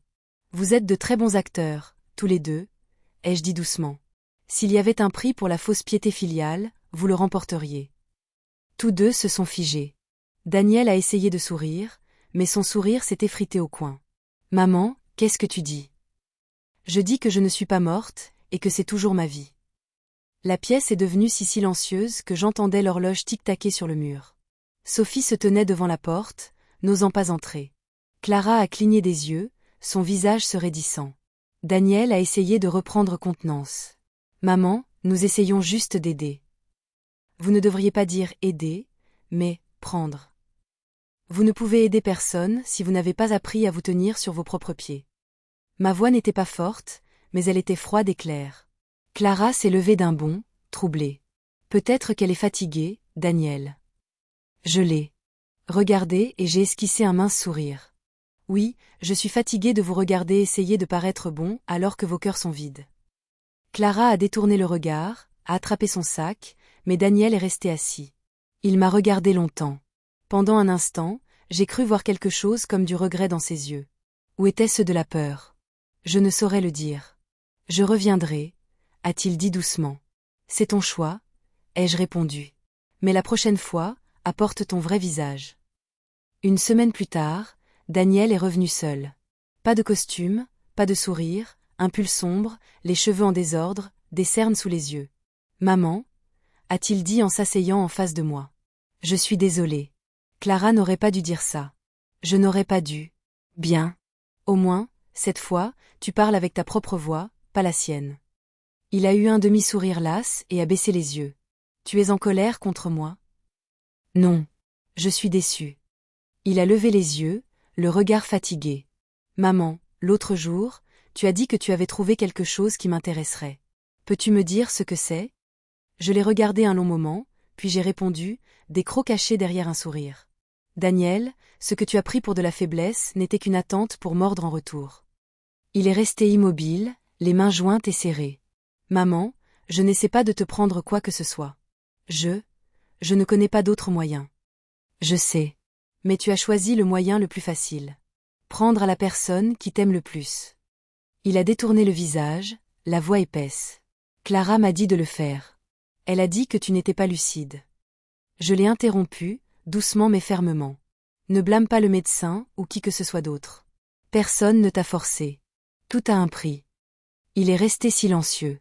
Dans la faible lumière de l'après-midi, son visage semblait à la fois étrange et familier. Le garçon qui mangeait autrefois des biscuits dans le jardin de la rue des Ormes, mais avec des yeux usés par la vie jusqu'à devenir du gravier. Après un moment, il a demandé doucement, « Tu le regrettes maintenant ?» Moi? J'ai eu un petit rire. Je ne le regrette pas. Nous ne sommes pas encore réconciliés, mais au moins maintenant, nous sommes honnêtes. Daniel a hoché la tête, les yeux rouges. Il s'est levé, s'est dirigé vers la porte, puis s'est retourné, ne disant rien, inclinant seulement profondément la tête. La porte s'est refermée derrière lui, me laissant dans la pièce silencieuse. Sophie a passé la tête, sur le point de demander si j'avais besoin de médicaments. Je lui ai fait signe que non. Cette nuit-là, je n'ai pas écrit dans mon carnet. Pas besoin. Je suis restée assise près de la fenêtre, écoutant le vent glisser par la fente de la fenêtre, emportant une faible trace de lavande. J'ai touché ma poitrine où mon cœur battait toujours, lent et régulier. Chaque battement, un rappel que je suis toujours là. Personne, pas même mon fils, ne peut le nier. Dans la vie, certaines batailles n'ont pas besoin de coups de feu. Le bon silence au bon moment et une seule phrase, vraie, suffisent à faire tomber le masque. J'ai fermé les yeux doucement. Ma libération n'a pas commencé par un cri, mais par un sourire qui savait que j'avais déjà gagné. 3 semaines après ma dernière rencontre avec Daniel, Antoine m'a appelé tôt le matin. Sa voix était calme, mais empreinte de cette urgence familière. « Hélène, » a-t-il dit, le tribunal a fixé une date pour entendre la requête en révocation de la procuration. L'audience aura lieu jeudi prochain. Ne vous inquiétez pas, je préparerai tout. Je suis restée silencieuse un moment, puis j'ai répondu, « Êtes-vous sûr qu'ils écouteront une vieille femme enfermée dans une maison de retraite ?» Antoine a eu un petit rire. Non seulement ils écouteront, mais ils devront noter chaque mot. Parce que cette fois, vous ne mendiez pas. Vous réclamez ce qui vous a toujours appartenu. Cette phrase m'a serré la poitrine. Pendant des années, je m'étais habituée à baisser la tête, à éviter les vagues. Cette fois, je marcherai sur le rivage, tremper mes droites. Ce matin-là, Sophie m'a aidé à choisir mes vêtements. Elle n'a pas posé beaucoup de questions, m'a juste regardé plus longtemps que d'habitude. Vous avez un rendez-vous important? Oui, ai-je dit. J'ai une conversation avec ma propre vie. Elle a gloussé, ne comprenant pas, et n'a pas osé en demander plus. Antoine est arrivé dans une voiture noire élégante, la banquette arrière sentant le cuir neuf. Il a ouvert la portière et m'a aidé à monter, avec précaution, comme s'il soulevait quelque chose de plus précieux que de l'argent. Êtes-vous prête? Je suis prête depuis le jour où ils ont verrouillé la porte. La salle d'audience était petite, avec un plafond bas. La lumière des fenêtres étirait une bande jaune sur le parquet en bois sombre. Seulement 6 rangées de bancs. Tout était si simple que cela m'a apaisé. Daniel était déjà assis de l'autre côté, en costume noir avec une cravate lâche. Sa tête était baissée, les mains jointes, semblant étrangement petit. Clara n'était nulle part en vue. Peut-être savait-elle que cet endroit n'avait pas de place pour les performances. Le juge, un homme d'âge mûr aux cheveux poivre et sel et au regard sévère, est entré. Nous nous sommes tous levés. Il s'est assis, la voix ferme. Nous sommes ici pour la requête en révocation de la procuration détenue par monsieur Daniel Lemoine sur madame Hélène Lemoine. Avocat du requérant, procédé. Antoine s'est levé. Sa voix était claire, stable, sans théâtralité.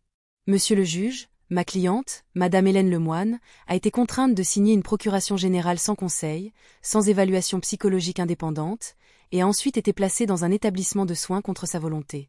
Nous soumettons les relevés financiers, la correspondance et une copie de l'email de mise en vente de la propriété de la rue des Ormes envoyée depuis le compte de monsieur Daniel Lemoine.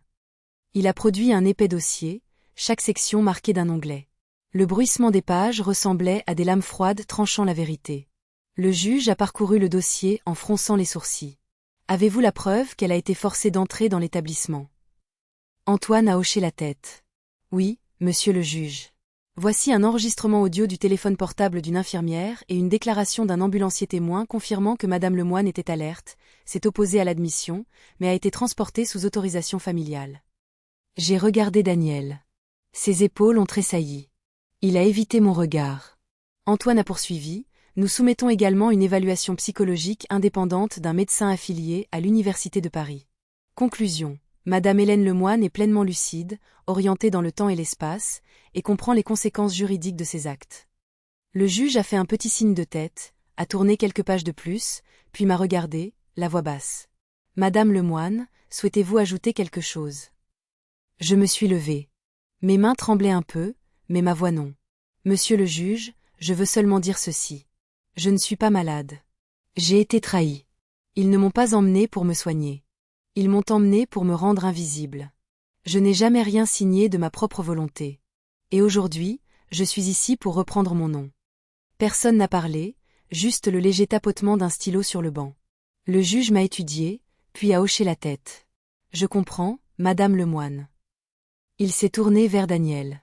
Monsieur Lemoine, votre réponse. Daniel a dégluti, la voix tendue. Monsieur le juge, je voulais seulement protéger ma mère. Le médecin a dit qu'elle n'allait pas bien.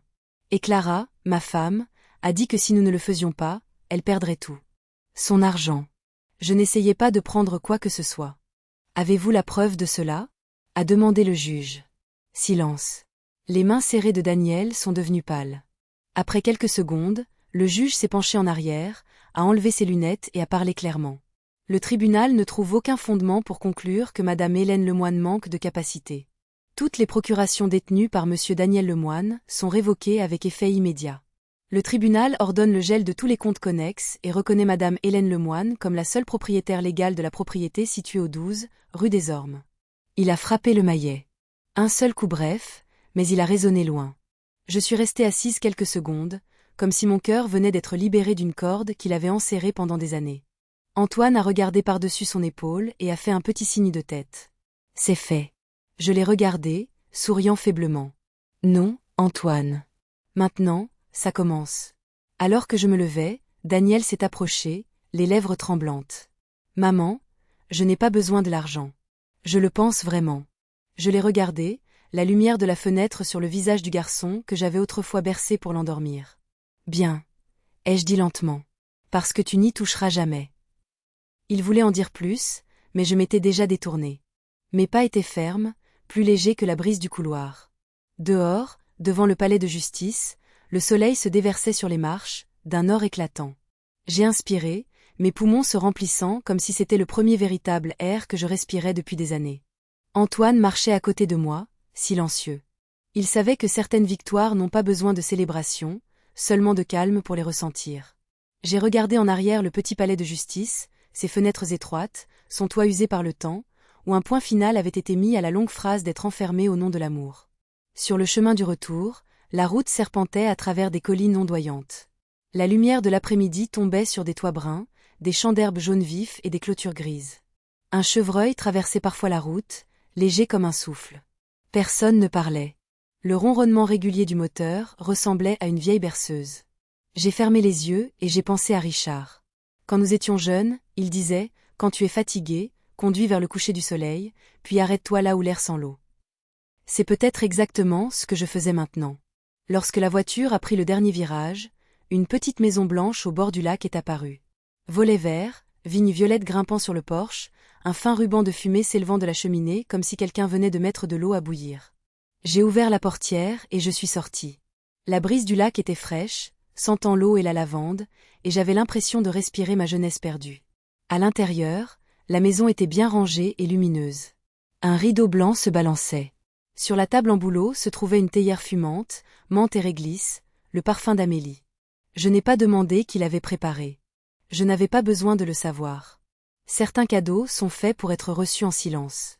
J'ai accroché mon manteau au crochet et je me suis assise près de la fenêtre. Le soleil tardif déversait un or mielleux sur la table. J'ai sorti un nouveau carnet et je l'ai ouvert à la première page. Le stylo tremblait légèrement, mais les lettres étaient claires. Je n'ai jamais été petite. On m'a rendue petite. J'ai mis le point final et j'ai fermé le livre. Il n'y avait plus rien à prouver. Cette première nuit dans la nouvelle maison, je n'ai pas fermé la porte à clé. Le vent sur le porche et les petites vagues du lac formaient une chanson sans paroles pour quelqu'un de fraîchement libre. Je me suis allongée dans le lit et j'ai écouté.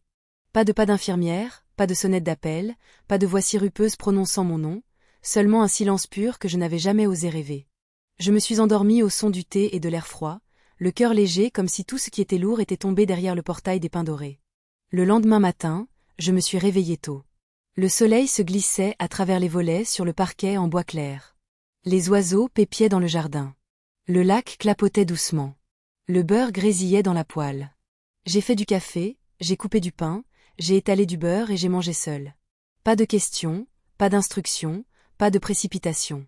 Et dans ce silence, je me suis sentie plus libre que jamais. Après le petit déjeuner, je me suis assise pour écrire des lettres. Devant moi se trouvaient 3 choses. Une épaisse enveloppe avec des copies de la fiducie Lydia Dufort, une vieille photo de Richard et moi prise à la maison de la rue des Ormes le jour où nous avions terminé le premier toit du porche, et une lettre manuscrite de 4 pages pour Émilie. J'ai écrit de ma main familière, lente comme une parole ronde. Chère Émilie, au moment où tu liras ceci, je serai peut-être ailleurs, un endroit où tu n'as pas besoin de venir me chercher.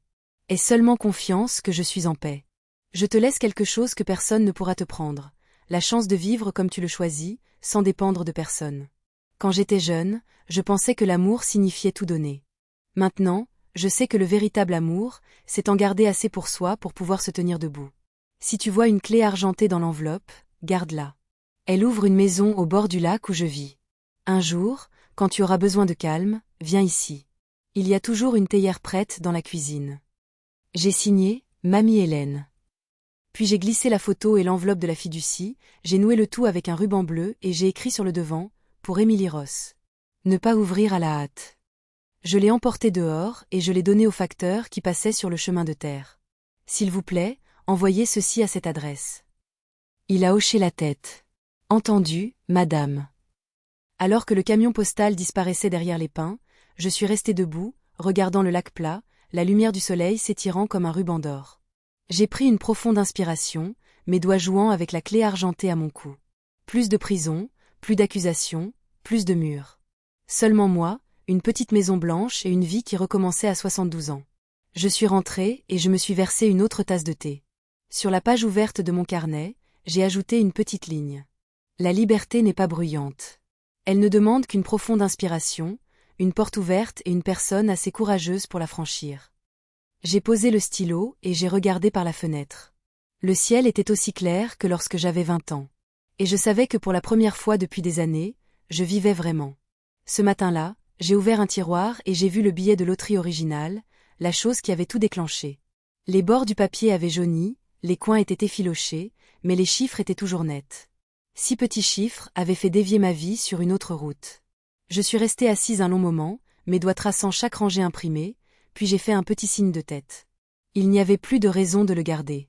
J'ai pris des ciseaux et j'ai coupé le billet en minuscules morceaux, soigneusement, lentement, comme si je fermais un vieux chapitre. Les bribes sont tombées sur le sol, légères comme de la poussière. Je n'ai ressenti aucun regret, seulement un étrange espace propre en moi. J'ai chuchoté, merci de m'avoir sorti de la cage. Maintenant, repose-toi. À midi, j'ai appelé la Fondation des aînés de la Côte-Fleurie, l'organisation à laquelle Richard faisait des dons. Une jeune voix masculine polie à l'autre bout du fil a semblé un peu surprise quand j'ai dit mon nom. C'est Hélène Lemoine, me suis-je présentée. Ou si c'est plus facile, vous pouvez m'appeler Lydia Dufort. Une brève pause. Puis il a demandé, pour quel programme souhaitez-vous de l'aide, madame? J'ai souri. Je n'ai pas besoin d'aide. Je veux financer. J'ai expliqué. Je voulais lancer une nouvelle initiative, Seconde Voix. Un programme pour aider les adultes âgés victimes de violences familiales ou manipulés pour leurs biens à reprendre le contrôle de leur vie. Pas besoin que ce soit grandiose, ai-je dit. Il faut juste des avocats, des thérapeutes et une ligne téléphonique que les gens peuvent appeler lorsque leur voix leur a été enlevée. L'employé était presque sans voix. Madame, c'est une idée merveilleuse. Nous allons rédiger l'accord tout de suite. J'ai souri, ma voix aussi légère que la brise. Bien. Je n'ai pas besoin que mon nom soit sur un mur. Assurez-vous simplement que toute personne enfermée au nom de l'amour est une issue. Cet après-midi-là, je me suis tournée vers autre chose. Sur la table, dans la lumière dorée, se trouvait un dossier pour une nouvelle bourse, la bourse Richard Lemoine. Elle est destinée aux personnes de 55 ans et plus qui veulent apprendre un nouveau métier. Je me suis souvenue de la retraite de Richard. Il avait dit, si j'avais encore la force, j'apprendrais la menuiserie. Rien n'est plus triste que de laisser les vieux ne vivre que du passé. Alors, je l'ai fait pour lui. Pour tous ceux à qui on a dit qu'il était trop tard pour recommencer. J'ai signé Hélène Lydia Lemoine, j'ai posé le stylo et j'ai senti un silence chaleureux en moi. Dans ma mémoire, j'ai entendu le rire doux de Richard. Tu fais toujours ce que les gens pensent que tu ne peux pas faire. Ce soir-là, Émilie a appelé. Sa voix tremblait. Mamie, je viens de recevoir ta lettre dans l'enveloppe. Je ne sais pas quoi dire. Juste merci. J'ai souri doucement. Pas besoin de remerciements, Émilie. Tu as juste besoin de vivre en sécurité et avec bienveillance. Elle a reniflé. Mamie, tu me manques tellement. Toi aussi, tu me manques, ai-je dit. Mais maintenant, tu dois apprendre à te tenir debout par toi-même. J'ai seulement besoin de savoir que tu es en sécurité. Je suis en sécurité, a-t-elle chuchoté. C'était la phrase que je rêvais d'entendre, non pas de mon fils, mais d'une petite fille qui me comprend avec son cœur, pas avec ses intérêts. Après cet appel, j'ai écrit une autre lettre à Daniel. Pas longue, pas amère, juste claire et froide. Daniel, je ne suis plus en colère et je n'ai plus pitié de toi. La vie t'apprendra ce que je n'ai pas pu, qu'on ne perd pas de pouvoir en donnant, seulement quand on laisse quelqu'un prendre son amour-propre. Tout entre nous est résolu. N'essaie plus de me contacter. Je te souhaite la paix, mais je ne retournerai jamais à l'endroit où tu m'as enfermé.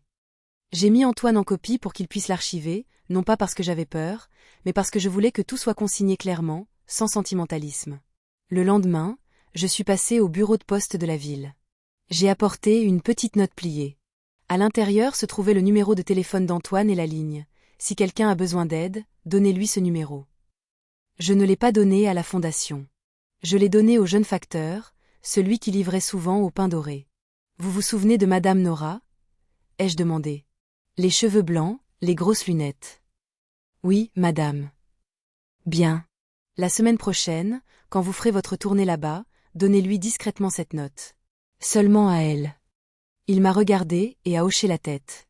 Je comprends, madame. Je suis sortie du bureau de poste et j'ai pris une longue inspiration. Je ne peux pas sauver tout le monde, mais si une personne, une seule, peut sortir de cette ombre verrouillée comme je l'ai fait, ce sera suffisant. Le jour suivant, Antoine est venu me voir. Vous souhaitez conserver l'alias Lydia Dufort au dossier, n'est-ce pas? Je ne veux pas me cacher, ai-je dit. Mais je veux choisir quand j'apparais. Il a souri. Vous voulez donc que les 2 identités soient officialisées? Oui, une pour le travail, une pour le repos. J'ai le droit de vivre 2 vies si je le choisis. 3 semaines plus tard, le certificat autorisant l'utilisation du nom commercial Lydia Dufort m'a été livré. Je l'ai regardé et j'ai souri. Maintenant, si quelqu'un me demande qui je suis, je peux répondre « Je suis la personne que je choisis d'être ». Cet après-midi-là, je suis descendue à la plage près de la maison. Le ciel était d'un bleu cristallin. Les vagues étaient douces. L'eau renvoyait le soleil en 1000 éclats d'argent. Je suis restée longtemps debout, les pieds nus dans le sable humide, le vent passant dans mes cheveux. J'ai levé la tête et j'ai regardé là où l'horizon se fondait dans le coucher de soleil. Richard, ai-je chuchoté. Mon nom est rentré à la maison. Aucune réponse n'est venue, seulement les vagues et le sel s'infiltrant dans de vieux souvenirs. Mais je savais que quelque part, il souriait. J'ai ramassé une petite pierre et je l'ai jetée légèrement dans la mer. Elle a fait quelques ricochets, puis a coulé. Comme le passé, il ne disparaît pas. Il se dépose dans les profondeurs, ne me faisant plus de mal. La nuit est tombée. Je me suis assise à la table et j'ai allumé une petite bougie.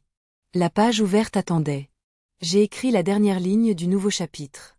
L'argent ne peut pas racheter les années, mais il peut acheter votre propre silence. La seule chose que je n'ai jamais eue. J'ai fait une pause, regardant les mots. La cire coulait en 2 traînées brillantes, comme le temps qui s'égouttait. Puis j'ai fermé le carnet et j'ai posé ma main sur mon cœur. Il battait lentement et régulièrement, sans se presser. Plus d'amertume, plus de stratagème. Seulement le calme de quelqu'un qui a vécu assez longtemps pour savoir que la liberté n'a pas besoin d'être bruyante. J'ai souri, le premier sourire qui n'avait pas à se cacher derrière la fierté ou la défense. Dehors, la brise marine s'est glissée par la fenêtre entr'ouverte, emportant le sel et le son des vagues. J'ai fermé les yeux et j'ai entendu les battements de mon cœur se fondre dans le vent. Et je savais, après 72 ans, que j'étais vraiment libre. Un matin d'octobre, alors que le brouillard flottait encore sur le lac, je suis retournée au Pin Doré. Non pas par nostalgie, mais à cause d'une promesse que je m'étais faite, partir en silence, mais revenir avec une voix. Le portail en fer était le même. La peinture blanche s'écaillait par endroits. Sur le panneau, le mot « doré » s'était effacé. Seul « Pin » restait, nu comme un souvenir pas encore disparu. Je ne suis pas entrée. Je suis restée dehors, regardant les fenêtres qui m'avaient autrefois enfermée au nom du soin. J'ai tendu au gardien une enveloppe épaisse, soigneusement scellée, portant la mention « au service juridique ». Aucune réponse requise. Il m'a regardé un peu surpris, puis a hoché la tête.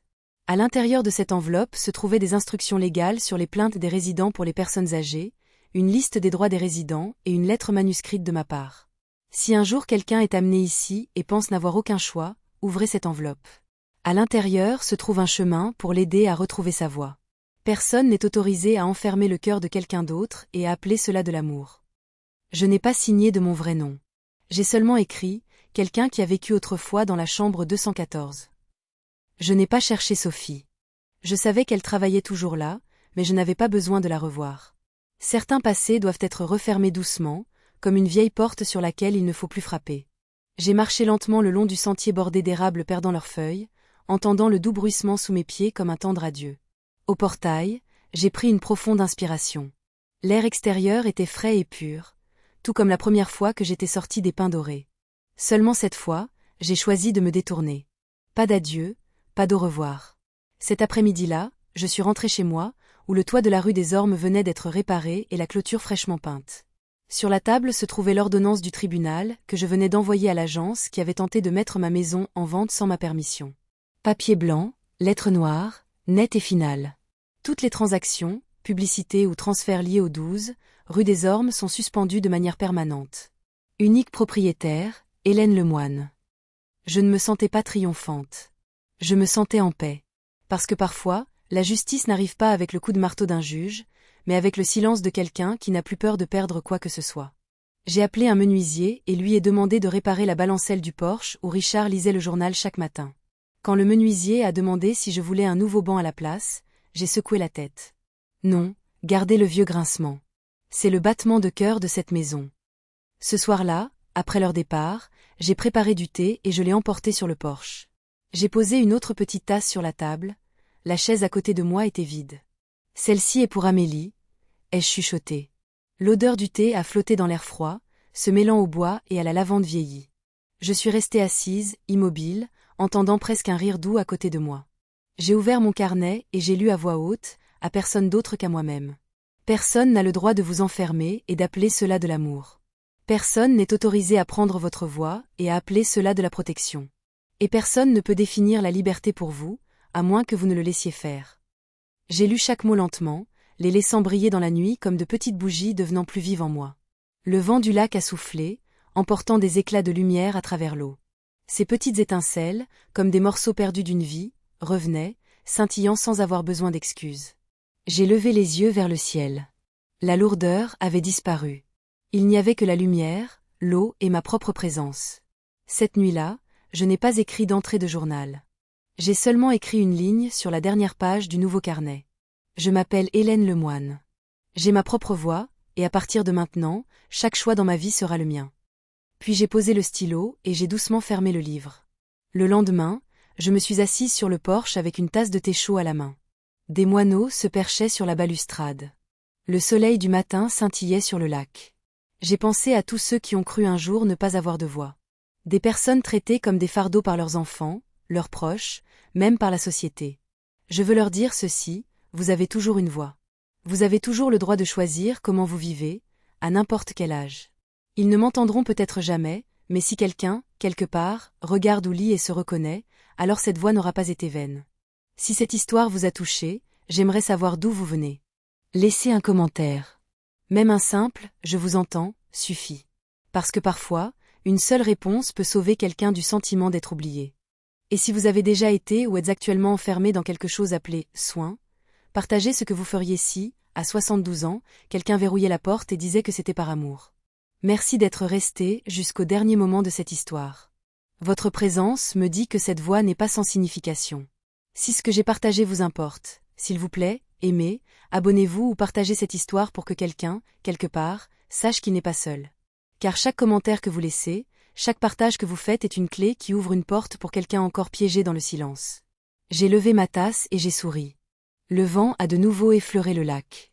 La lumière s'est fondue dans l'eau, et je savais que j'étais chez moi.